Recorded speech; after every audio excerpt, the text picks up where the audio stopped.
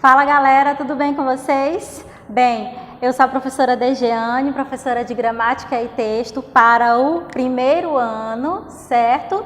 E hoje nós vamos para a aula 14, que é a continuação daquele assunto que nós vimos na aula 13, sobre contextualização, apreensão e compreensão de sentido, certo? Muito bem, então vamos lá. Gente, nós precisamos saber que existem dois tipos de contexto, tá? O contexto interno, que é aquele que está diante dos nossos olhos, diante dos olhos do leitor, no texto escrito, tá bom? Então, como ele está diante dos nossos olhos, a gente considera que é um contexto explícito, ou seja, nós conseguimos ver, tá bom? Então, você olha o texto, é então um contexto explícito. E nós temos também o contexto externo. Como assim? Olha só, ele é o conjunto de conhecimentos que circulam no cenário cultural que o livro faz parte, tá? Todos os conjuntos de conhecimentos, todas as informações que fazem parte do contexto, por exemplo, que um livro foi produzido, tá? Então, por exemplo, uma pessoa que escreveu um livro sobre os relatos, os acontecimentos da Segunda Guerra Mundial, como é o Diário de Anne Frank, né? Então, aquele livro ela escreveu e tudo que ela percebia no mundo, todas as informações que tinha ao redor, o que ela podia captar de informações externas, ia então sendo colocado, né? Tudo isso era colocado, porque faz parte desse conhecimento externo, tá bom? Então, nós consideramos isso como uma informação implícita. Por que é implícita? Porque está implícito na cabeça da pessoa, as informações que ela já leu, que ela já ouviu falar, tudo isso está colocado na mente, está inserido na mente como bagagem discursiva, né? O que a gente chama de bagagem discursiva do leitor, tá bom? Então, isso tudo contribui na hora de compreender o contexto, beleza? Agora, nós vamos para os exemplos, olha só. Exemplos de contexto interno, ou seja, aquele que está diante do leitor, que está escrito.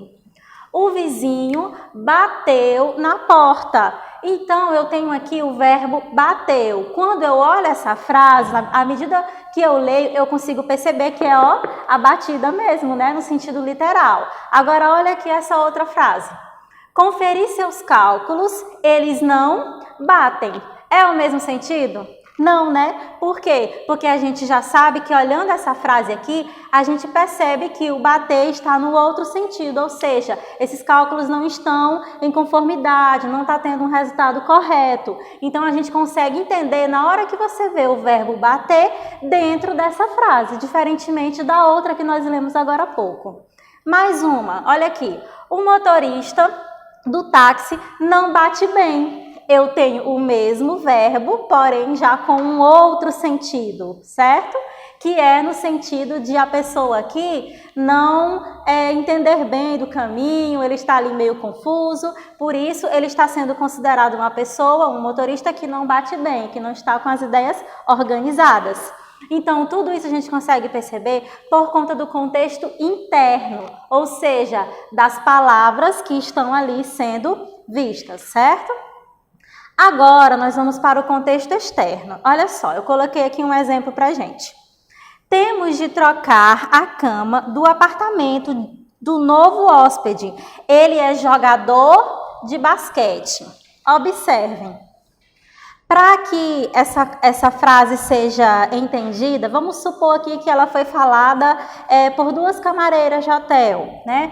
Então, elas estão ali conversando e elas fizeram essa colocação. A gente entende, nós que estamos aqui observando essa frase, que o que elas estão dizendo aqui, o que elas quiseram dizer é que o cara é muito alto, né? Por quê? Porque um jogador de basquete a gente já conhece por conta da nossa vivência, da gente já assistir os jogos de esporte, que o jogador de basquete precisa ser alto, tá? Então, quando a gente já sabe o que é um jogo de basquete, um jogador, as regras, a gente sabe que tem que ter uma pessoa alta, a gente consegue compreender essa comparação aqui, que acaba sendo uma metáfora, né? Agora, se uma pessoa não sabe o que é um jogo de basquete, ela não vai entender essa frase aqui, tá? Então, por isso que é considerado um contexto externo, porque faz parte do nosso conjunto de conhecimentos. Nesse caso aqui, o conhecimento a respeito do esporte, tá bom? Então, ligando essas informações para a continuação desse conteúdo, o que a gente percebe? Nesses cenários, há 2 procedimentos de leitura. Quais são esses 2? Apreensão e compreensão. Tudo isso dentro da ideia do contexto. O que é a apreensão? Gente, é simplesmente o ato de captar, ou seja, você apreender, olha aqui, ó, com 2 E's, né? Apreender aquilo que você está vendo. É você captar a informação. Ou seja, os significados inscritos no texto, que são dados como conhecidos. Quando a pessoa escreve uma frase, por exemplo, como essa daqui, ó, conferir seus cálculos, eles não batem, quem escreveu isso aqui entende que nós conhecemos esse sentido aqui do verbo bater, né? Que é um sentido figurado, tá bom? Então, dessa forma a gente conseguiu captar a ideia, captar a informação, certo? E o que é compreensão? É saber relacionar os significados já apreendidos no contexto interno com os significados de outros textos. Então, quando eu falo que eu compreendi um texto, eu estou dizendo que eu captei o que está escrito lá, ou que eu ouvi, né? Porque pode ser um texto falado, ou pode ser uma imagem, que não deixa de ser texto, né? Como nós sabemos, um texto não verbal. Isso quer dizer que eu captei e agora eu estou pegando aquela imagem ou pegando aquele texto e relacionando com outros textos. Esses outros textos são as nossas vivências, as informações que a gente vê na televisão, o que a gente ouve dos nossos pais, as histórias que a gente ouve, o que a gente lê, os livros, tudo. Tudo isso faz parte da nossa bagagem discursiva, né, do nosso conhecimento.